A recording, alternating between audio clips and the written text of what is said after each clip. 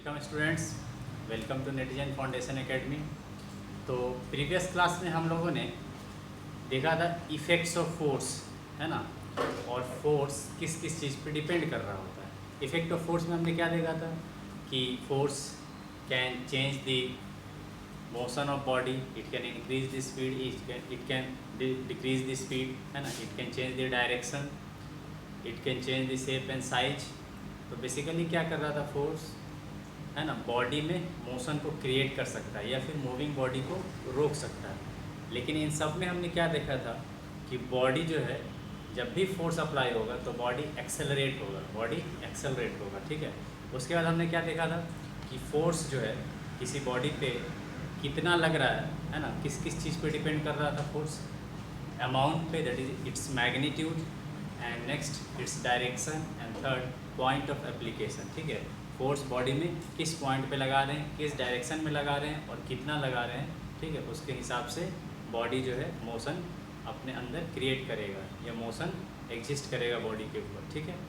उसके बाद हमने मैथमेटिकल रिलेशन देखा था। तो मैथमेटिकल रिलेशन में क्या आया था, force is product of mass and acceleration, force is product of mass and acceleration. वहाँ से हमने फोर्स का यूनिट देखा था। यूनिट में क्या था, एसआई यूनिट आपको था newton metre per second square, that is kg metre per second square, that is 1 newton, and this is SI unit, ठीक है। तो एसआई यूनिट फोर्स का क्या होता था, तो हमने देखा कि force is equal to basically क्या है, product of mass and acceleration, ठीक है। एसआई यूनिट क्या आया था, न्यूटन, ठीक है। न्यूटन को ही हम लोग क्या बोल रहे थे, KG metre per second square. CGS unit क्या था, डाइन, ठीक है। तो डाइन को हम लोग क्या बोल रहे थे, ग्राम सेंटीमीटर पर सेकेंड स्क्वायर, ठीक है। अब इन दोनों के बीच में रिलेशन क्या है, तो ये भी बड़ा इंपॉर्टेंट है, relation between newton and dyne, ठीक है। तो देखो 1 न्यूटन बेसिकली कितना लिखेंगे, newton is equal to KG metre per second square. तो 1 न्यूटन को हम लोग कितना लिख सकते हैं, 1 KG metre per second square, 1 KG into 1 metre per second square, ऐसा लिख सकते हैं। तो अगर मुझे न्यूटन को, है ना, डाइन में कन्वर्ट करना है तो बेसिकली इसको हमको सीजीएस में कन्वर्ट करना होगा। तो 1 केजी इज इक्वल टू कितना ग्राम होता है, 1000 gram, into 1 metre is equal to कितना होता है, सेंटीमीटर, 100 सेंटीमीटर, और सेकेंड स्क्वायर की जगह पे सेकेंड स्क्वायर ही रहेगा, क्योंकि डाइन इज इक्वल टू कितना होता है, ग्राम सेंटीमीटर पर सेकेंड स्क्वायर, ग्राम सेंटीमीटर पर सेकेंड स्क्वायर। तो अब देखो बेसिकली ये क्या हो जाएगा, 1 2 3 4 5 10 टू द पावर 5 लिख सकते हैं क्या इसको, ग्राम सेंटीमीटर पर सेकेंड स्क्वायर। तो 1 न्यूटन इज इक्वल टू क्या आ गया, 10 to the power 5 gram centimetre per second square. तो इसको ही, है ना, ध्यान से देखिए, 1 newton is equal to 10 to the power 5, और gram centimetre per second square को हम क्या बोलते हैं, डाइन बोलते हैं क्या, यहाँ पे डाइन लिख सकते हैं। इसका मतलब 1 न्यूटन, अब ये बहुत ही इंपॉर्टेंट आपको रिलेशन मिल गया, 1 न्यूटन बराबर कितना होता है, 10 to the power 5 dyne, 10 to the power 5 dyne, या फिर 1 dyne is equal to 10 to the power, या ऐसा लिखेंगे 1 by 10 to the power 5 newton. तो ये बेसिकली कितना आ जाएगा, 10 to the power -5 newton, 10 to the power -5 newton, ठीक है। तो ये रिलेशन आपको याद रखना है, ठीक। अब देखिए, तो बेसिकली फोर्स से हमको क्या पता चलता, force is an agent which has an ability to change the position, है ना, speed, size, shape of the body, ठीक है।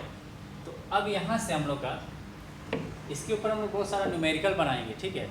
लेकिन न्यूमेरिकल बनाने से पहले हमको टाइप्स ऑफ फोर्सेस थोड़ा अच्छे से समझ लेना है, ठीक है, ताकि जब न्यूमेरिकल बनाएंगे तो आप उसी न्यूमेरिकल के दौरान आपको आइडेंटिफाई करना होगा कि ये कौन सा फोर्स है ना। जब न्यूमेरिकल में दूंगा तो उसी में आपको आइडेंटिफाई कर लेना होगा कि ये कौन सा फोर्स है, और वो आइडेंटिफाई तभी कर पाएंगे आप जब आप फोर्सेस को जानते होंगे, ठीक है।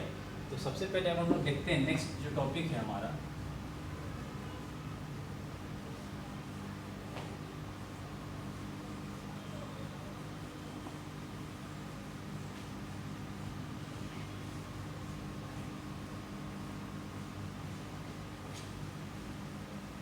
नेक्स्ट टॉपिक है टाइप्स ऑफ फोर्सेस, ठीक है। तो अब देखो इसको बहुत सारे कैटेगरी में कैटेगराइज किया गया है। बेसिकली मैं आपको पढ़ाऊंगा 4 टाइप, टाइप 1, ठीक है। टाइप 1 में हम लोग 3 तरह का फोर्स पढ़ते हैं। अब ये जो टाइप 1 है ना, ये बेसिकली कैटेगराइज किया गया है, टाइप 1 कैटेगराइज किया गया है अकॉर्डिंग टू मैथमेटिकल एप्लीकेशन, ठीक है, या फिर हमको कैलकुलेशन किस हिसाब से करते हैं, ठीक है। तो देखो इसमें सबसे पहले आता है आपका, इसमें आपको आ जाएगा number 1 resultant force, resultant force, इसी को हम लोग नेट फोर्स भी बोलते हैं, net force. Number two balanced force, balanced force. और number 3 unbalanced force, unbalanced force. ये 3 टाइप हम लोग पढ़ेंगे टाइप 1। उसके बाद टाइप 2। अब ये जो सेकेंड कैटेगरी है ना, ये जो सेकेंड कैटेगरी है, इसमें हम लोग क्या क्या पढ़ने वाले हैं। तो देखो टाइप 2 में ये बेसिकली अकॉर्डिंग टू फॉर्म्स होता है ना, किस फॉर्म में फोर्स नेचर में एग्जिस्ट कर रहा है, ठीक है। तो इसमें बेसिकली 2 है। सबसे पहला कांटेक्ट फोर्सेस। अब कांटेक्ट फोर्सेस में भी सब फोर्सेस है ना, इसका भी सब फोर्सेस है। कौन कौन सा? सबसे पहले आपको आएगा फ्रिक्शनल फोर्स, फ्रिक्शनल फोर्स, ठीक है। उसके बाद नॉर्मल फोर्स, नॉर्मल फोर्स या इसको नॉर्मल रिएक्शन भी बोलते हैं, ठीक है। नॉर्मल रिएक्शन भी आप बहुत जगह सुनेंगे, ठीक। तो कांटेक्ट फोर्स में सबसे पहला अब यहाँ पे ए लिखते हैं, B frictional force, normal force, third that is tension force, tension force है ना, स्प्रिंग फोर्स, स्प्रिंग फोर्स, ठीक है। उसके बाद मस्कुलर फोर्स,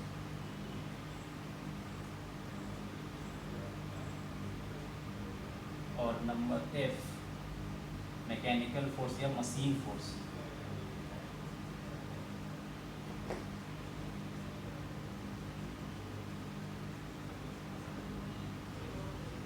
अब देखो यहाँ पे कितना कैटेगरी हो गया, A B C D E F 6, ठीक है।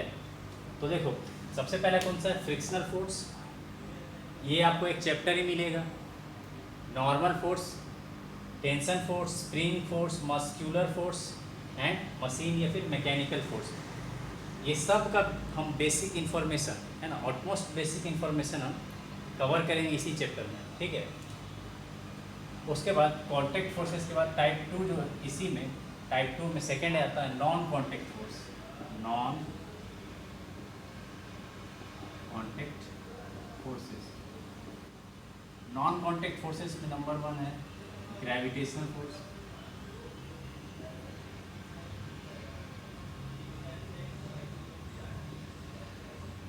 नंबर बी है electrostatic force,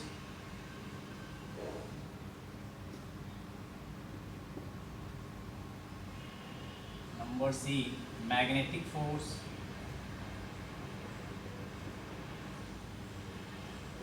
number D nuclear force, ठीक है। तो देखो कांटेक्ट फोर्सेस में आपको हो गया frictional force, normal force, tension force, spring force, muscular force, machine force. Non contact force gravitational force, electrostatic force, magnetic force and nuclear force. इन सब को हम लोग, ठीक है ना, इस सब के बारे में हम लोग नेचर, ठीक है, उसके बाद किस टाइप का है क्या बेसिकली, ये सब को हम लोग थोड़ा थोड़ा डिटेल में स्टडी करेंगे, ठीक। उसके बाद यहाँ पर, ठीक है, टाइप थर्ड, इसमें हम लोग बेसिकली दो पढ़ते हैं। कौन कौन सा? एक है नेचर के आधार पे, ये बेसिकली क्या है, फोर्स किस नेचर का है। फोर्स दो ही तरह का हो सकता है, आइदर पुशिंग या पुलिंग। पढ़े होंगे, फोर्स इज ए पुश और पुल, मीन्स आइदर अट्रैक्टिव होगा या फिर रिपल्सिव होगा, है ना। तो यहाँ पे पुशिंग पुलिंग, ये दो हम लोग यहाँ पे थोड़ा सा देखेंगे इसके बारे में, पुशिंग है पुलिंग। उसके बाद टाइप फोर्थ, तो टाइप फोर्थ में हम लोग बेसिकली क्या देखेंगे, टाइप फोर्थ यहाँ मैं लिख दे रहा हूँ, टाइप नंबर 4। इसमें भी दो टाइप का फोर्स पढ़ेंगे। अब ये भी जो है पूरा कैलकुलेशन के इस पर डिपेंड करता है। कंकरेंट फोर्सेस और ये इक्विलिब्रियम फोर्स, इक्विलिब्रियम फोर्स। अब ये कहाँ आएगा, जब मोर देन टू फोर्सेस होगा, मोर देन टू फोर्सेस जब बात होगी तब कंकरेंट फोर्सेस, ये इक्विलिब्रियम फोर्स आपको दिखेगा, ठीक है। तो अब इन सब का हम लोग एक एक करके थोड़ा डिटेल स्टडी करते हैं ताकि हमको समझ में आ जाए। और ये सारा जो है ना थ्रू आउट मैकेनिक्स, अब जब हायर क्लास में जाएंगे तो सब के ऊपर एक एक चैप्टर ही, एक एक यूनिट ही होगा। फ्रिक्शनल फोर्स, है ना, ये सारा जो कॉन्टैक्ट फोर्सेज है, फिर उसके बाद ग्रेविटेशन पे एक पूरा चैप्टर होगा, इलेक्ट्रोस्टैटिक पे एक पूरा चैप्टर होगा, मैग्नेटिज्म इलेक्ट्रोमैग्नेटिज्म पे पूरा चैप्टर होगा, है ना। मॉडर्न फिजिक्स में पूरा न्यूक्लियर पढ़ेंगे हम लोग। तो अब देखो सबसे पहले टाइप 1 को हम लोग कवर करते हैं, ठीक है। आप देख रहे हैं इतना कवर करना है हमको। अब ये मैं इतना इसलिए ले लिया हूँ कि नॉर्मली 8th क्लास में बच्चे क्या होते हैं, अलग अलग स्कूल में होते हैं। तो किसी के स्कूल में ये है, किसी में ये 4 है, किसी में ये 3 है, ये नहीं है, किसी में ये चारों है, किसी को ये पढ़ना है, ये नहीं पढ़ना। तो इससे ज़्यादा किसी को नहीं पढ़ना है, इससे ज़्यादा किसी को नहीं पढ़ना है, क्योंकि इससे ज़्यादा फोर्स एग्जिस्ट ही नहीं है, ठीक है। तो अब आपका पूरा सिलेबस यहाँ पे कवर हो जाएगा। अब आ जाओ टाइप 1 में सबसे पहले चलते हैं।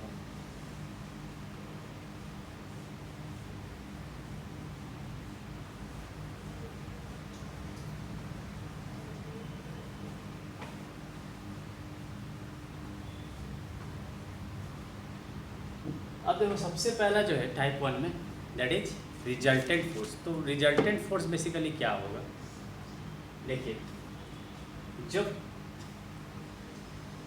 किसी भी बॉडी पे एक साथ एक या एक से ज़्यादा फोर्स अप्लाई कर सकता है या एक्ट हो रहा होगा, हो सकता है ऐसा, है ना।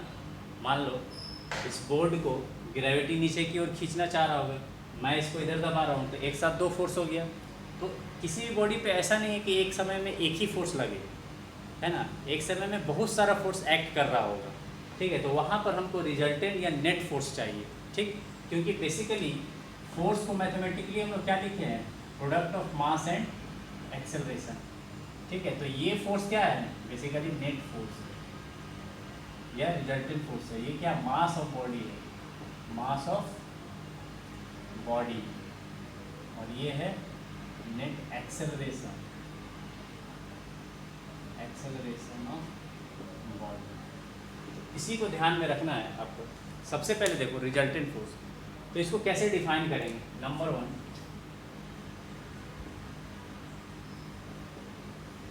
रिजल्टेंट फोर्स, इसको बोलते हैं it is a single force,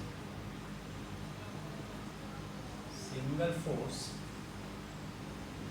obtained by combining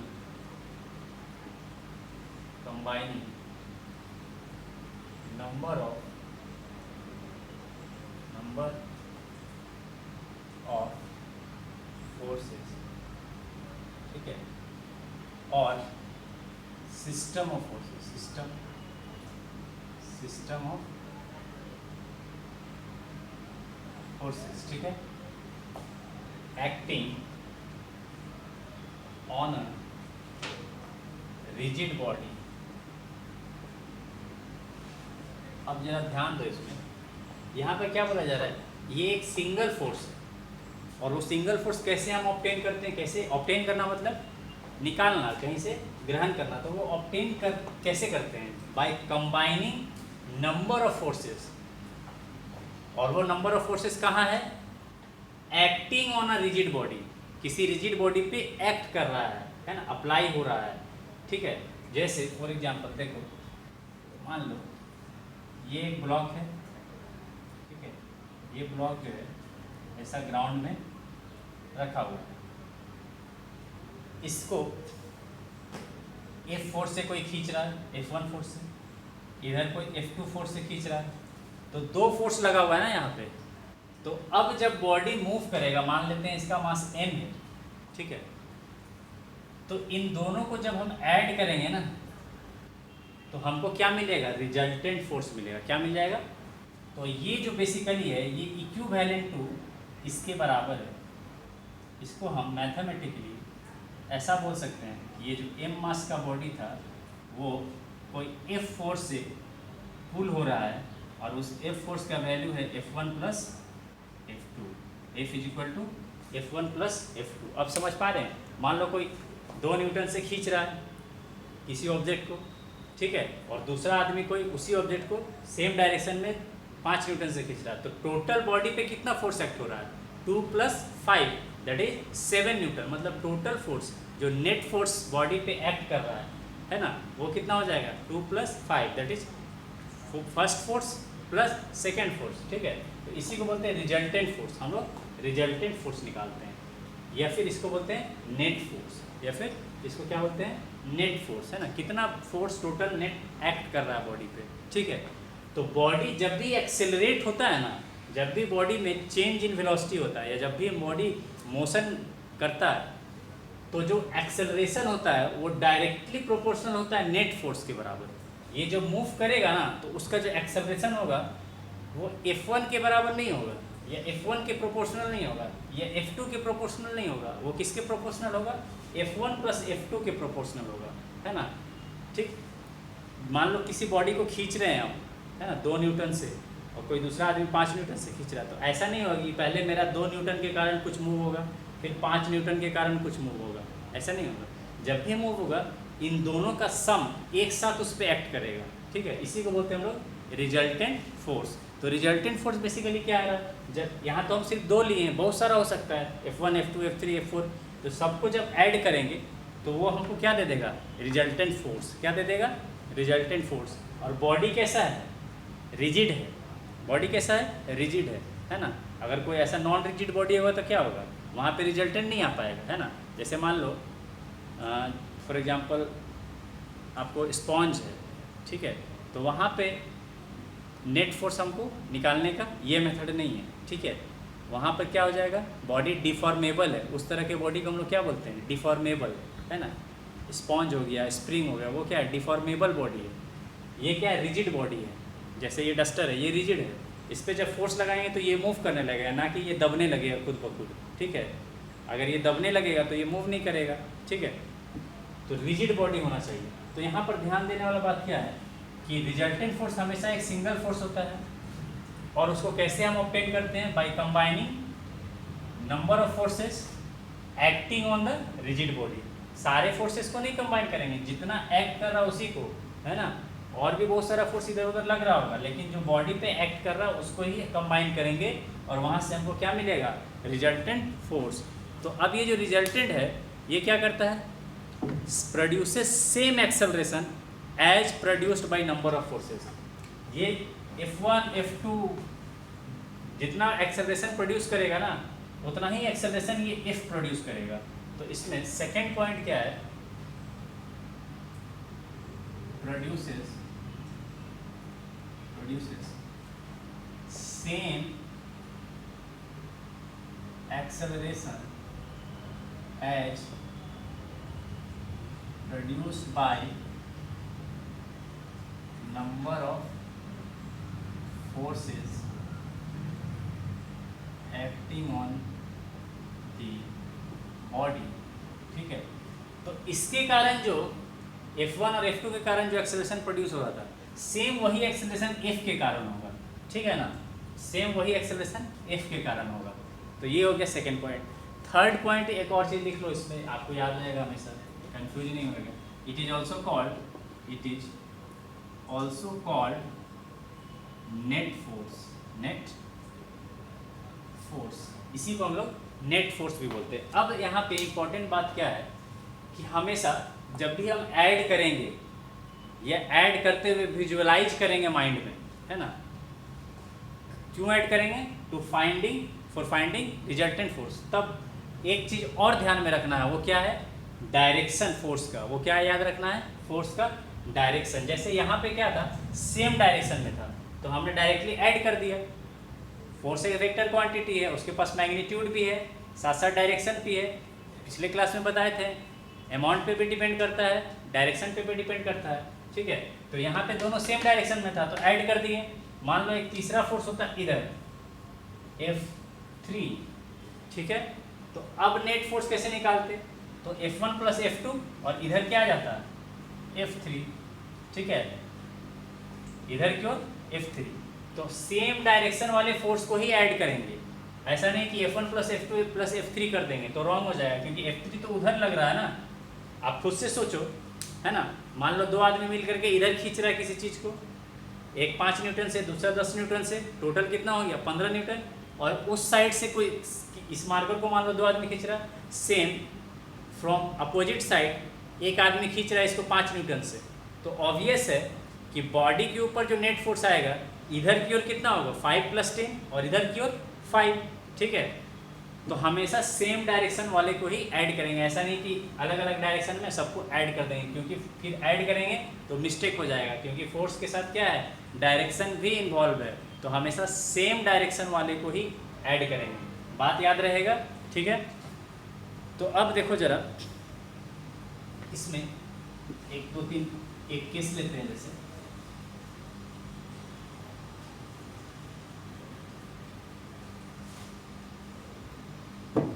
मान लो ये कोई ब्लॉक है। ठीक है, ये कोई ब्लॉक है और इधर की ओर फोर्स लग रहा है F1, इधर की ओर फोर्स लग रहा है F2, इधर की ओर फोर्स लग रहा है F3 और इधर की ओर फोर्स लग रहा है F4। ठीक, अब यहाँ पे देखो 4 फोर्स लग रहा है और चारों अलग अलग डायरेक्शन में। तो रिजल्टेंट हम कैसे निकालेंगे? F1 plus F2 plus F3 plus F4 कर देंगे? नहीं, रॉन्ग हो जाएगा। ठीक है, हमको क्या याद रखना है? हमेशा साइन कन्वेंशन याद रखो। वो साइन कन्वेंशन क्या है कि देखो, इधर की ओर डायरेक्शन में पॉजिटिव लेते हैं और इस ऊपर डायरेक्शन में पॉजिटिव, इधर नेगेटिव और इधर नेगेटिव। ठीक है, तो जब हम ऐड करेंगे, ठीक है, तो हम यहाँ पर नेट फोर्स कैसे लिखेंगे? F नेट कितना लिखेंगे? F नेट लिखेंगे F1, इधर की ओर तो पॉजिटिव ही होता है। अब ये एलोंग, ये क्या है? कौन सा एक्सिस है? ये एक्स एक्सिस है, ये एक्स एक्सिस है और इसको बोलते हैं वाई एक्सिस। अब ये मैथ्स में आप लोग पढ़े होंगे, एक्स और वाई। इधर क्या है? -x और इधर क्या है? -y। ये एक्स एक्सिस, ये वाई एक्सिस। तो पहले हम लोग नेट फोर्स कहाँ निकालेंगे? ऐसा लिखते हैं हम लोग, F net along X axis, ऐसा x दे देंगे। ठीक है, तो अब हम लोग निकाल सकते हैं। देखो कैसे, क्या करेंगे? F1, तो इस डायरेक्शन में x क्या होता है? पॉजिटिव, प्लस दूसरा वाला फोर्स ऐड करेंगे जो x के एलॉन्ग है। तो x के एलॉन्ग कौन सा है? F2। अब इस डायरेक्शन में वो है तो ये डायरेक्शन को क्या लेते हैं? माइनस, तो -F2 हो जाएगा। ये हो जाएगा net force along X axis. उसी तरह से net force along Y axis क्या लिखेंगे बच्चों? देखो, अब वाई में कौन कौन सा है? F3 और F4। वर्टिकल एक्सिस इसको बोलते हैं, इसको वर्टिकल एक्सिस भी बोलते हैं, और इसको हॉरिजॉन्टल एक्सिस भी बोलते हैं। ठीक है, तो अब देखो y के लॉन्ग कौन कौन सा है, F3 और F4। अब देखो इसमें F3 ऊपर वाला डायरेक्शन पॉजिटिव लेते हैं तो प्लस F3, या डायरेक्ट सिर्फ F3 लिखो, प्लस और कौन सा है y एक्सिस में, F4 है। अब देखो नीचे की ओर एक्ट कर रहा है तो नीचे की ओर क्या लेते हैं, माइनस, तो माइनस F4 हो जाएगा। तो देखो यहाँ से नेट फोर्स एलोंग x कितना आ जाएगा, F1 plus minus minus F2, यहाँ पे कितना आ जाएगा, F3 माइनस F4। इस तरह से हम लोग निकालते हैं। ठीक है, जब फोर्सेस ऑर्थोगोनली एक्ट कर रहा है ना, सब फोर्स एक दूसरे का परपेंडिकुलरली एक्ट कर रहा है। ये है नंबर 1 सिस्टम, पहला सिस्टम। दूसरा सिस्टम देखो,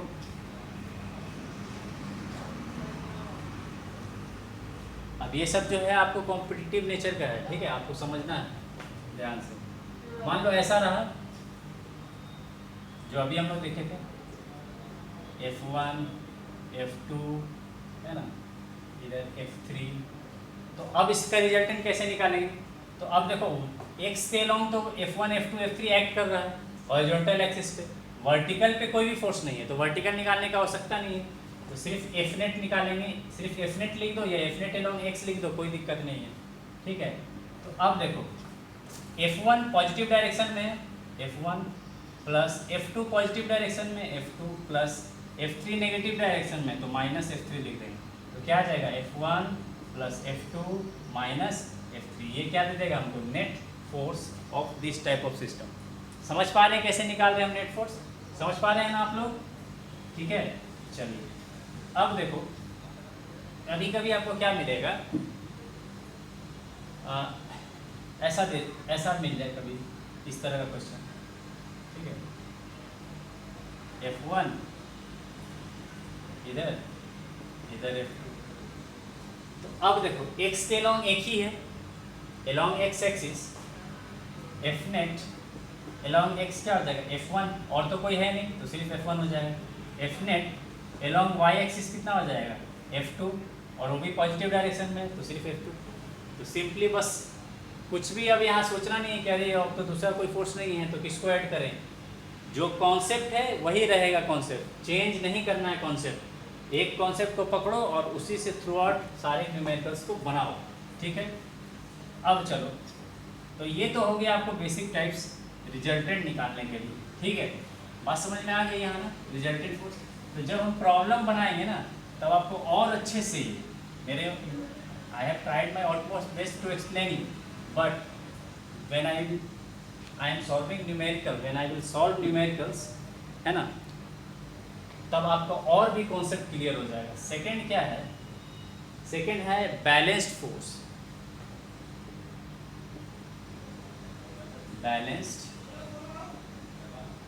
फोर्स या बैलेंस्ड फोर्सेस। ठीक है ना, तो अब बेसिकली नाम से पता चल रहा है ना, नाम से पता चल रहा है कि कुछ ना कुछ बैलेंस हुआ है ना, बैलेंस समझ रहे हैं इस वर्ड का मतलब आप। तो अब देखो इसको बेसिकली डिफाइन कैसे करते हैं, forces of equal magnitude acting on a body in opposite direction. Simply forces of equal magnitude acting along opposite directions, opposite direction है ना। फोर्स है, किसी बॉडी पे फोर्स लग रहा है, देखो ऐसा, तो अभी देखो नेट हम निकालना सिखाए थे ना, देखो उसका मतलब यहाँ पे समझ में आ जाएगा। क्या हो जाएगा, ये मान लो बॉडी है, कोई m मास का बॉडी है, एक फोर्स इधर लग रहा है F1, ठीक है, और दूसरा फोर्स इधर लग रहा है F2। और अगर F1 और F2 दोनों का वैल्यू सेम है, मान लो F1 भी 5 न्यूटन है और F2 भी 5 न्यूटन है, इधर से खींच रहे हैं 5 न्यूटन से, उधर से भी कोई खींच रहा है 5 न्यूटन से, तो बॉडी मूव करेगा, नहीं मूव करेगा, वहीं पे रह जाएगा, है ना। टग ऑफ वार याद है आपको, रस्सी खींचते हैं, इधर 10 लोग इधर 10 लोग उधर, अगर 10 लोग इधर जो खींच रहे हैं सेम अमाउंट में, मान लो 10 न्यूटन फोर्स लगाना, और उधर से भी जो 10 लोग खींच रहे हैं वो भी 10 न्यूटन फोर्स लगाए, तो कोई भी नहीं जीतेगा, रस्सी वहीं का वहीं रहेगा, है ना, रोप मूव नहीं करेगा। तो बेसिकली क्या हो रहा है, क्यों नहीं मूव कर रहा है? मूव इसलिए नहीं कर रहा है कि देखो अभी हम लोग नेट फोर्स निकाले थे ना, तो एफ नेट निकाल दो एक्स एक्सिस के अलाउ, तो क्या हो जाएगा इस डायरेक्शन में, देखो अच्छा यहाँ पे लिख लो F1 is equal to F2, ठीक है, F1 का मैग्नीट्यूड F2 के बराबर है। तो अब देखो यहाँ पे नेट फोर्स निकालने के लिए क्या लिखेंगे, F1 पॉजिटिव डायरेक्शन में है, प्लस F2 क्या है नेगेटिव डायरेक्शन, तो माइनस F2 हो जाएगा। तो बेसिकली क्या आया F1 माइनस F2। अब ध्यान से देखो गिवन में क्या है कि दोनों का मैग्नीट्यूड इक्वल है, इक्वल मैग्नीट्यूड है, F1 is equal to F2। तो अगर F1 is equal to F2 है तो बेसिकली F2 को F1 लिख सकते हैं, तो F1 माइनस F1 कितना हो जाएगा 0। तो नेट फोर्स कितना आया 0। तो जब फोर्स नेट 0 आ रहा है, जब नेट फोर्स 0 है तो मास इंटू एक्सेलरेशन कितना हो जाएगा 0। इसका मतलब बॉडी में मास तो कभी बॉडी का 0 हो नहीं सकता है, बॉडी के पास तो मास है ना, मास कैन नॉट बी 0, ठीक है। एफ नेट क्या है 0, तो मास तो 0 नहीं हो सकता, तो इसका मतलब 0 क्या है, इसका मतलब एक्सेलरेशन इज, ठीक है, ऐसा एक्सेलरेशन इज 0, और एक्सेलरेशन 0 का मतलब बॉडी का वेलोसिटी चेंज नहीं हो रहा है। बात समझ में आ गया। बैलेंस फोर्स का मतलब, बैलेंस फोर्स का मतलब क्या होता है, बॉडी में जितना भी फोर्स लग रहा है सब एक दूसरे को बैलेंस कर लिया, और एक दूसरे को बैलेंस करने के लिए क्या होता है, सेम मैग्नीट्यूड का फोर्स होना चाहिए और अपोजिट डायरेक्शन में एक्ट करना चाहिए। मान लो इधर कोई एक फोर्स एक्ट करता है और सेम अमाउंट में नीचे की ओर एक्ट करता है, तो अगेन बैलेंस हो जाता है, ठीक है। तो पहला पॉइंट क्या है, force of equal magnitude acting in opposite direction, ठीक है। तो अब इसमें बेसिकली हो क्या रहा है, आप देख रहे हैं दोनों एक दूसरे को कैंसिल आउट कर दे रहा है ना, F1 और F2 दोनों एक दूसरे को इफेक्ट को कैंसिल कर दे रहा है, क्योंकि दोनों का मैग्नीट्यूड सेम है और डायरेक्शन अपोजिट है। तो इसमें हम सेकेंड पॉइंट ये बोल सकते हैं कि force acting on a body cancel out the effects of each other. इसमें सेकेंड पॉइंट हम क्या बोल सकते हैं बेटा, यहाँ पर लिख दें पॉइंट नंबर 2, ठीक है, forces acting cancel out the effect of each other, एक दूसरे को इफेक्ट को कैंसिल कर दे रहा है। तो जब फोर्स का कोई इफेक्ट ही नहीं है तो इसका मतलब एक्सेलरेशन 0 है, क्योंकि फोर्स क्या करता है, एक्सेलरेट करता है बॉडी को। तो नेट फोर्स बेसिकली क्या हो जा रहा है, 0 हो जा रहा है, ठीक है। यहाँ पर थर्ड पॉइंट आप लिख सकते हैं कि जब बैलेंस्ड होता है फोर्स, है ना, सिस्टम में फोर्स जब बैलेंस होता है तो नेट फोर्स क्या होता है 0, नेट फोर्स इज 0, या फिर आप बोल सकते हैं रिजल्टेंट फोर्स इज 0। बात समझ में आई यहाँ पे। तो एक दो हम एग्जाम्पल लेते हैं, इसको इरेज कर दें, चलो इरेज कर ही देते हैं।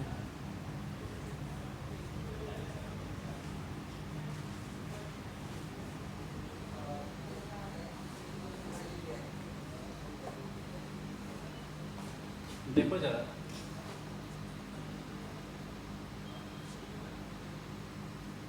मान लो इसमें किस तरह का प्रॉब्लम होगा, मान लो कि किसी ब्लॉक पे या किसी बॉडी पे, है ना, आपको पता होगा कि इसका अगर m मास है तो ग्रेविटी इसको नीचे की ओर खींच रहा होगा, है ना। तो नीचे की ओर मान लेते हैं, या कोई भी एक फोर्स लगा है नीचे की ओर F, इधर की ओर एक फोर्स लगा है F1, इधर की ओर एक फोर्स लगा F2, इधर की ओर एक फोर्स लगा F3, और इधर की ओर एक फोर्स लगा F4, ठीक है। तो अगर यहाँ पर क्वेश्चन ये दे दिया जाए, अगर गिवन डाटा में गिवन है कि F1 जो है इक्वल है इन मैग्नीट्यूड F2 के, और इक्वल है F3 के, और इक्वल है F4 के, मतलब चारों जो फोर्स लग रहा है वो चारों का मैग्नीट्यूड इक्वल है, बस सिर्फ डायरेक्शन अलग अलग है, ठीक है। तो अब देखो F1 F3 के इफेक्ट को 0 कर देगा, क्योंकि दोनों का मैग्नीट्यूड तो पहले से इक्वल है और डायरेक्शन अपोजिट है, तो बैलेंस फोर्स हो गया। बैलेंस फोर्स क्या होता था, two forces of equal magnitude acting in opposite direction. तो दोनों अगर इक्वल है, F1 is equal to F3, तो एक दूसरे को कैंसिल आउट कर देगा। उसी तरह से F2 और F4 अगर इक्वल है तो दोनों अपोजिट डायरेक्शन में एक्ट कर रहा था, दोनों एक दूसरे के इफेक्ट को कैंसिल कर देगा। तो बेसिकली नेट फोर्स कितना हो जाएगा यहाँ पे? 0 नहीं हो जाएगा नेट फोर्स 0। हाँ, नेट फोर्स हम निकालने के लिए क्या करेंगे? देखो F net along X axis, अपना बेसिक वाला जो मेथड है, ठीक है, कर रहे हैं। जब आप बहुत बार बना लीजिएगा तब डायरेक्टली आप मेरे जैसे ऐसा लिख लीजिएगा। देखो क्या लिखेंगे? एक्स के एलॉन्ग, तो एक्स के एलॉन्ग कौन सा F1, देखो इधर पॉजिटिव में है, प्लस F3 नेगेटिव डायरेक्शन है तो माइनस F3 लिखेंगे। तो अब आप देखो क्या आया? F1 minus F3।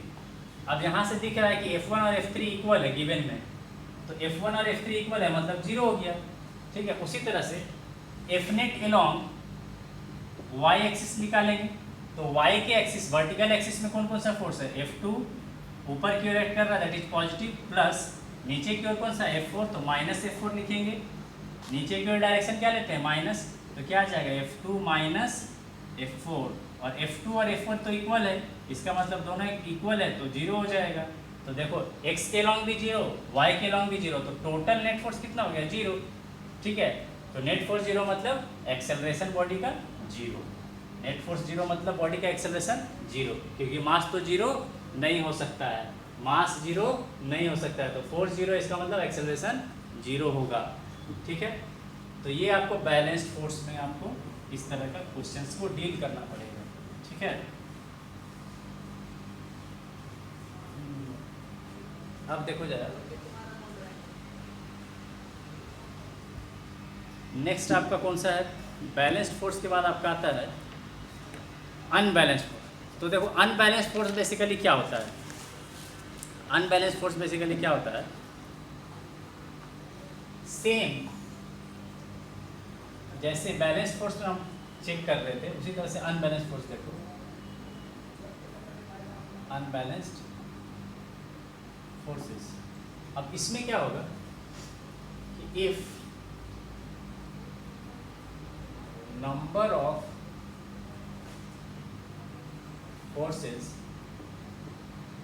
acting on a body, if number of forces acting on a body produces an acceleration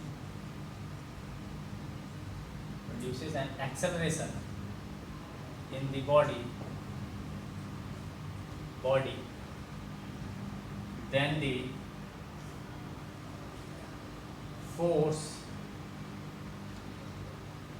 forces acting are called unbalanced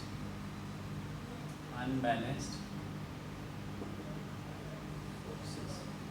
देखो बैलेंस फोर्स में बेसिकली क्या हो रहा था? फोर्स बैलेंस होने के कारण एक्सेलरेशन 0 हो जा रहा था, क्योंकि नेट फोर्स 0 आ जा रहा था।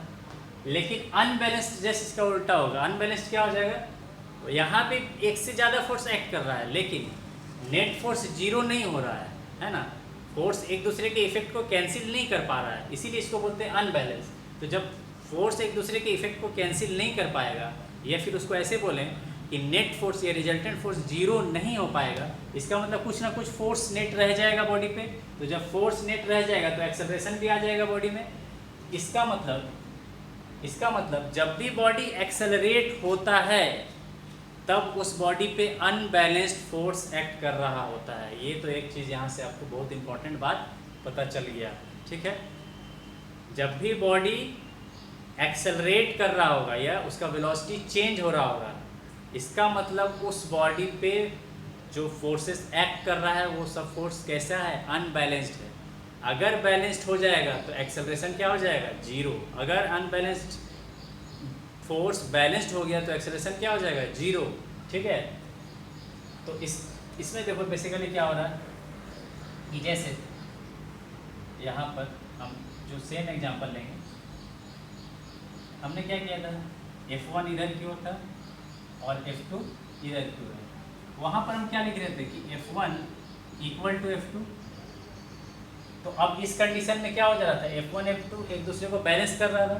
अगर F1 not equal to F2 होगा, मतलब F1 का मैग्नीट्यूड इक्वल नहीं है F2 से, तब कुछ ना कुछ नेट फोर्स आ जाएगा। और वो नेट फोर्स क्या होगा?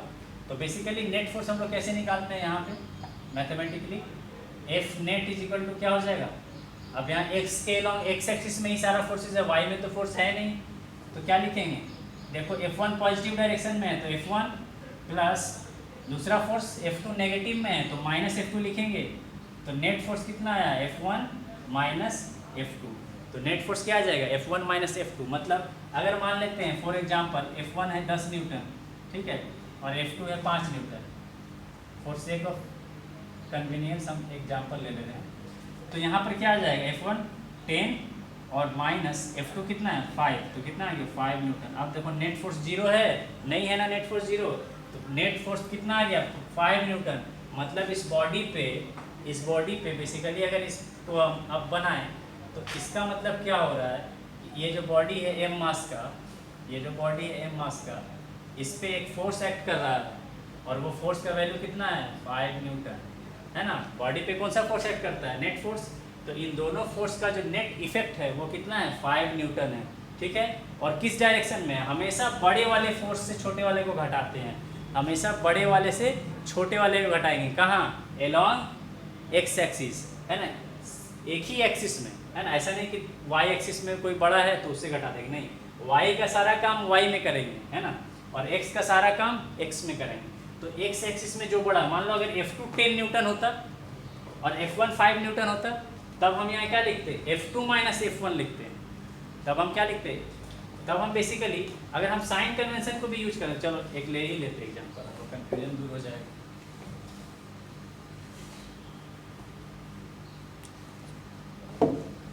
अब देखो, मान लो अगर हम यहाँ पे m मास का था, यहाँ पे F1 लिए थे, इधर F2 लिए थे, ठीक है।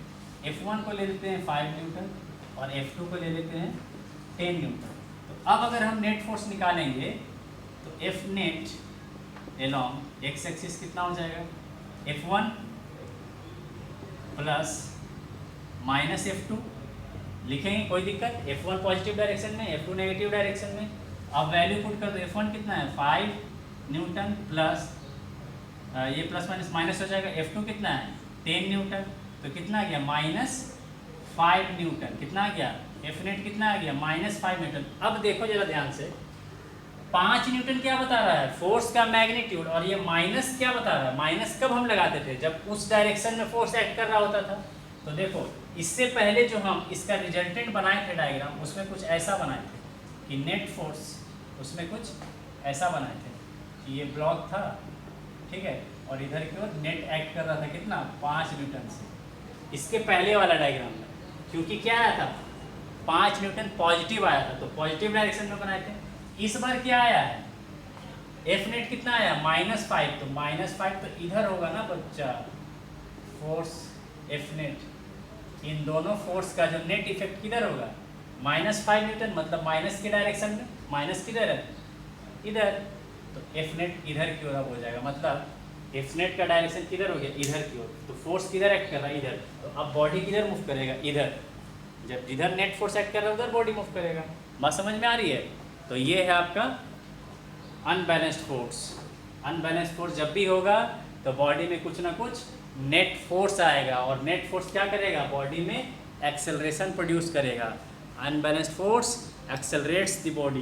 तो सेकेंड पॉइंट हमको यहाँ से क्या मिल जाता है, अगर इन सबको हम इरेज कर दें तो सेकेंड पॉइंट हमको मिल जाता है यहाँ से, unbalanced force, unbalanced forces accelerates the body या फिर ऑब्जेक्ट, ठीक है ना, जो भी लिखना ऑब्जेक्ट पार्टिकल जो लिख सकते हैं, ठीक है, मतलब एक्सेलरेशन प्रोड्यूस कर देगा। जैसे यहाँ पे मान लेते हैं इस ब्लॉक का मास था 10 kg, ठीक है, तो नेट फोर्स कितना आया 5 न्यूटन, तो इसमें एक्सेलरेशन अब कैसे निकालेंगे, तो अब देखो फोर्स इज इक्वल टू क्या होता है, फोर्स इज इक्वल टू क्या था मास इनटू एक्सेलरेशन, तो देखो एक्सेलरेशन इज इक्वल टू क्या हो जाएगा, acceleration is equal to force by mass, तो फोर्स का वैल्यू पुट करो, फोर्स कितना है, नेट फोर्स कितना आया है 5 न्यूटन, है ना, मैग्नीट्यूड यूज करेंगे, और मास कितना है 10 kg, तो एक्सेलरेशन कितना आ गया 0.5 या फिर हाफ, जो लिखना है half metre per second square. ठीक है। तो देखो एक्सेलरेट हो गया बॉडी, एक्सेलरेशन आ गया बॉडी में।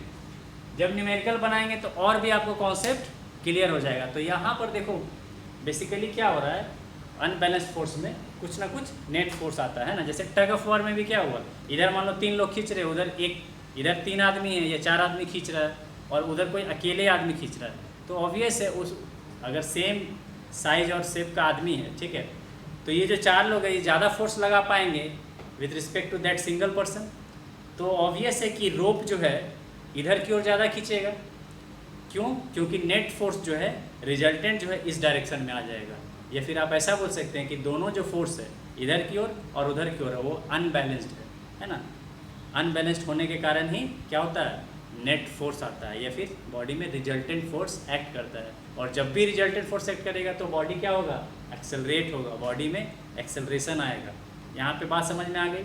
तो बेसिकली आज आपको पहला टाइप कंप्लीट हो गया, पहला टाइप आपका ख़त्म हो गया। नेक्स्ट क्लास में हम लोग सेकेंड टाइप करेंगे जिसमें आपको contact forces, non contact forces आएगा, ठीक है। तो आप एक एक करके अच्छे से ध्यान से देखिए, ठीक है। आई विश आपको अच्छे से समझ में आ रहा होगा। और जो भी चीज़ नहीं समझ में आता है उसको कमेंट कीजिए, ठीक है। वीडियो के लाइव कमेंट नहीं, नीचे वाले कमेंट में कीजिए, क्योंकि कभी कभी क्या होता है कि आपका जब लाइव सेशन चल रहा होता है उस समय मेरा कहीं और क्लास लगा होता है, तो हम लाइव कमेंट में आपके कमेंट का आंसर नहीं कर पाएंगे, ठीक है। आप जो वीडियो के नीचे जो कमेंट है सेक्शन है ना, वहाँ पे कमेंट करें तो हमको पता चलेगा कि आपको जो समझ में आ रहा है, अच्छा लग रहा है, वो भी कमेंट कीजिए। और कुछ जो पार्ट नहीं समझ में आ रहा वो भी हमको कमेंट कीजिए, ताकि हम उसके हिसाब से आपका स्ट्रक्चर्ड कर सकें लेक्चर को, ठीक है। चलो वेल डन।